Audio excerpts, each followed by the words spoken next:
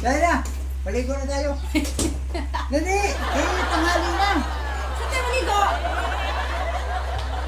Hindi na swimming pool. Dapat tayo maliligo.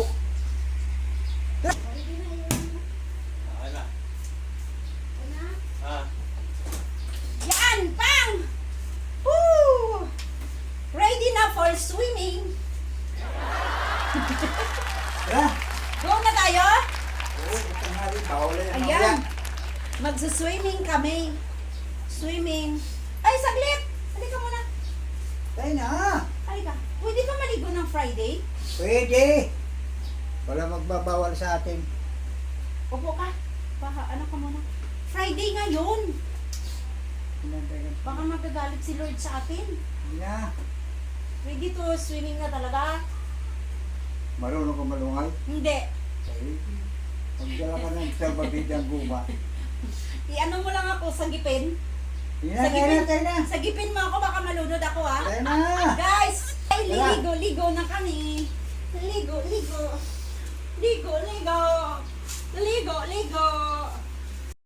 Siyempre mga guys, habang naliligo, mayroon tayong nilagang saging at saka kamuting kahoy. Nabili ko ito matayo. Naliligo ka, magmerinda ka, kumain kayo sa pulpo. Oh. Ikaw, Ani. Sali ka naman, di ka naman kasama. Ilagay mo na lang dyan yung saging. Ayan mga guys, hindi nyo ba alam na habang naliligo ako dito sa maliit na palanggana, enjoy na enjoy ako dahil very supportive masyado tong asawa ko. 'Di ba? Oh, dinalhan pa niya ako ng nilagang saging with matching kamuting kahoy na may gata. Oh, ang saya-saya talaga.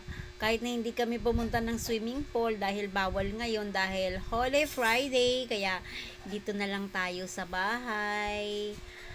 Ayan, kasama ang pamilya. Dito na lang tayo mag-swimming mga guys.